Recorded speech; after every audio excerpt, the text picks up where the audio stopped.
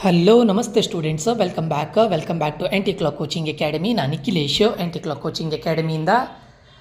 Students KEA ಕಡೆಯಿಂದ ಒಂದು notification ಬಂದಿದೆ ಕರ್ನಾಟಕ ಎಕ್ಸಾಮಿನೇಷನ್ಸ್ ಅಥಾರಿಟಿಯಿಂದ. ಏನು ಅಂತ ಕೇಳಿದರೆ ಅವ್ರು ಆಲ್ರೆಡಿ ಒಂದು ಡೇಟನ್ನು ಫಿಕ್ಸ್ ಮಾಡಿದರು. ಸೀಟ್ ಮ್ಯಾಟ್ರಿಕ್ಸ್ ಪ್ರಕಟಣೆ ದಿನಾಂಕ 21/8/2025 ಇದು ಆಯಿತು, ಕಾಮನ್ ಆಗಿದೆ. ಬಟ್ ಇದರಲ್ಲಿ ನೋಡಿ, ಅರ್ಹ ವಿದ್ಯಾರ್ಥಿಗಳು ಆಯ್ಕೆಗಳನ್ನು ಬದಲಾಯಿಸಲು ಅವಕಾಶ, ಅಂದರೆ ನೀವು ಎಡಿಟ್ ಮಾಡಲಿಕ್ಕೆ, ಡಿಲೀಟ್ ಮಾಡಲಿಕ್ಕೆ, ರೀಆರ್ಡರ್ ಮಾಡಲಿಕ್ಕೆ ಡೇಟನ್ನು ಎಕ್ಸ್ಟೆಂಡ್ ಮಾಡಿದ್ದಾರೆ. ನಾಳೆ ಮಧ್ಯಾಹ್ನ 1ರವರೆಗೆ ವಿಸ್ತರಿಸಲಾಗಿದೆ. ಇದು ವೆರಿ ಇಂಪಾರ್ಟೆಂಟು. ಹಾಗೆ ಅದರ ಕೆಳಗಡೆ ಇನ್ನೊಂದು ನೋಟ್ ಇದೆ, ಎಲ್ಲರಿಗೂ ಕೂಡ ಅದು ತುಂಬ ಕನ್ಫ್ಯೂಸಿಂಗ್ ಆಗ್ತಾ ಇದೆ. ಅದ್ರ ಬಗ್ಗೆ ಅವರು ಕ್ಲಾರಿಟಿ ಕೊಟ್ಟಿರಲಿಲ್ಲ.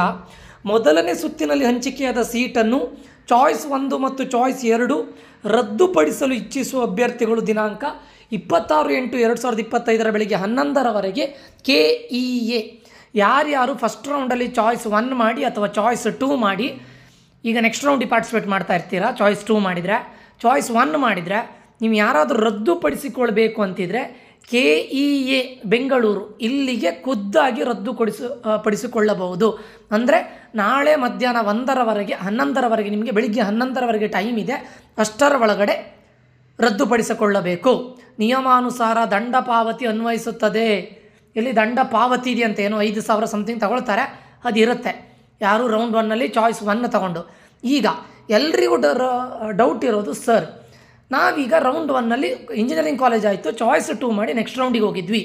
ಈಗ ನಾವು ಹೋಗಿ KCETಗ ನಾವು ಎಕ್ಸಿಟ್ ಆಗಬೇಕು ಅಂತ ಇದ್ದೇವೆ, ಬಟ್ ಎಕ್ಸಿಟ್ ಆಗ್ಲಿಕ್ಕೆ ಆಗ್ತಾ ಇಲ್ಲ. ನಾವೇನು ಮಾಡೋದು ಸರ್? ನಾವು ಮತ್ತೆ KEA ಆಫೀಸಿಗೆ ಹೋಗಿ ಎಕ್ಸಿಟ್ ಆಗೋದಾ?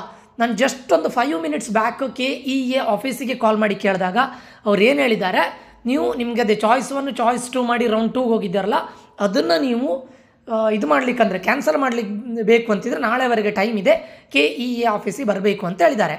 ಅಥವಾ ನಾನು ಕೇಳಿದೆ, ಮೇಡಮ್ ಸೆಕೆಂಡ್ ರೌಂಡಿಗೆ ಹೋಗಿ ಅಲ್ಲಿಂದ ಅವರೇ ಹೇಳಿದರು ಆಮೇಲೆ, ಇಲ್ಲ ಸೆಕೆಂಡ್ ರೌಂಡಲ್ಲೂ ಕೂಡ ಎಕ್ಸಿಟ್ ಆಗ್ಬೋದು ಅಂತ ಹೇಳಿದ್ದಾರೆ. ಆ್ಯಂಡ್ ಪೆನಾಲ್ಟಿ ಕಟ್ಟಬೇಕಂತ ಕೇಳಿದಾಗ, ಇಲ್ಲ ಏನು ಪೆನಾಲ್ಟಿ ಇರೋದಿಲ್ಲ, ನೀವು ರೌಂಡ್ 2ಅಲ್ಲಿ ಪಾರ್ಟಿಸಿಪೇಟ್ ಮಾಡಿ ನಿಮಗೆ ಎಕ್ಸಿಟ್ ಆಗಬೇಕು ಅಂತಿದ್ರೆ ಎಕ್ಸಿಟ್ ಆಗಿ ಅಂತ ಹೇಳಿದ್ದಾರೆ.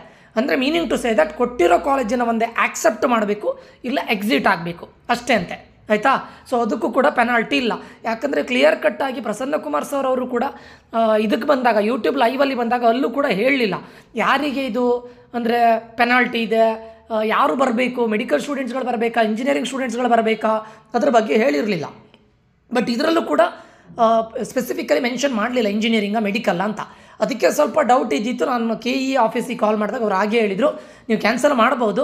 ಇನ್ ಕೇಸ್ ಕ್ಯಾನ್ಸಲ್ ಮಾಡದೇ ಇದ್ದರೂ ಕೂಡ ರೌಂಡಿಗೆ ಪಾರ್ಟಿಸಿಪೇಟ್ ಮಾಡಿ ನೀವು ಅಲ್ಲಿ ಎಕ್ಸಿಟ್ ಆಪ್ಷನ್ ಚಾಯ್ಸ್ 4 ಮಾಡಿ ಎಕ್ಸಿಟ್ ಆಪ್ಷನ್ ಒತ್ತಿದರೆ ನೀವು KEA ಕೌನ್ಸಿಲಿಂಗಿಂದ ಎಕ್ಸಿಟ್ ಆಗ್ತಾಯಿರಾ ಅಂತ ಹೇಳಿದ್ದಾರೆ. ಸರಿನಾ? ಇದು ಕ್ಲಾರಿಟಿ, ಇದು ನಾನು ಹೇಳ್ತಾ ಇರೋದಲ್ಲ. KEA ಆಫೀಸಿಗೆ ಹೆಲ್ಪ್ಲೈನ್ ನಂಬರಿಗೆ ಕಾಲ್ ಮಾಡಿದ್ದೇನೆ, ಅವ್ರು ಹೇಳಿದ್ದನ್ನು ನಾನು ನಿಮಗೆ ಕನ್ವೆ ಮಾಡ್ತಾ ಇದ್ದೇನೆ. ಸರಿನಾ? ತಾತ್ಕಾಲಿಕ ಸೀಟು ಅಂದರೆ ಮಾಕ್ ಅಲಾಟ್ಮೆಂಟ್ನ ರಿಸಲ್ಟ್ 29th 1 o'clock ನಂತರ ಬಿಡ್ತಾರಂತೆ. ಓಕೆ, ಅಂತಿಮ ಸೀಟು ಹಂಚಿಕೆ ಫಲಿತಾಂಶ ಪ್ರಕಟಣೆ ತಿಳಿಸಲಾಗುವುದು.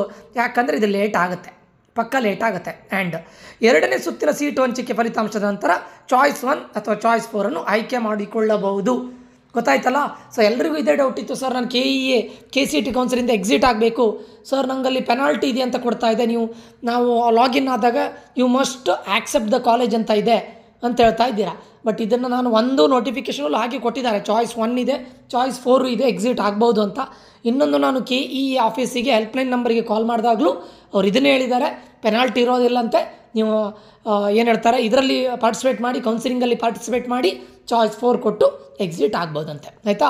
ಆ್ಯಂಡ್ ಯಾರ್ಯಾರು ಆಪ್ಷನ್ ಎಂಟ್ರಿನ ಇನ್ನೂ ಎಡಿಟ್ ಮಾಡಲಿಲ್ಲ, ಡಿಲೀಟ್ ಮಾಡಲಿಲ್ಲ, ರೀಆರ್ಡರ್ ಮಾಡಲಿಲ್ಲ, ನಾಳೆ ಮಧ್ಯಾಹ್ನ 1ರವರೆಗೆ ಇದೆ. ಅಷ್ಟರ ಒಳಗಡೆ ದಯವಿಟ್ಟು ಎಡಿಟಿಂಗ್ ಮಾಡ್ಕೊಳ್ಳಿ. ಸರಿನಾ? ಇದಿಷ್ಟು ಈ ವಿಡಿಯೋದಲ್ಲಾಗಿರುತ್ತೆ. ಈ ವಿಡಿಯೋ ಇನ್ಫಾರ್ಮೇಟಿವ್ ಆಗಿದೆ ಅಂತ ಅಂದ್ಕೊಳ್ತೇನೆ. ಇಂಥ ಅಪ್ಡೇಟ್ಸ್ಗಳನ್ನು ಕೊಡ್ತಾ ಇರ್ತಾನೆ.